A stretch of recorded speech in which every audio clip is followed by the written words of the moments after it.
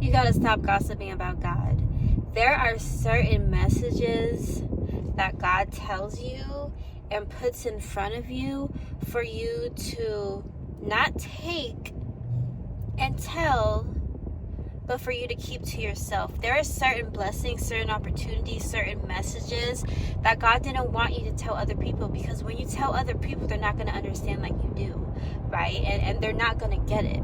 Like, there's certain things only you will understand, and God wanted you to know, and God cares about your relationship with Him. Don't get me wrong, there's a lot of things that God does in our life that God wants us to share, right?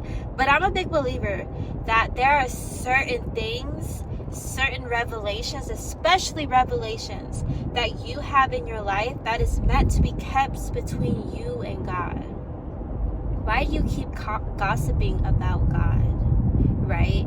There are just certain things I feel like if you reserve and you preserve and you keep between you and the Lord, that will only strengthen what you have, and God will tell you when is the right time to tell His messages to the world. Sometimes we overshare things too much, and we share things too early, and it ruins what you and God just talked about, and you have to let that go, okay? But you have to use discernment.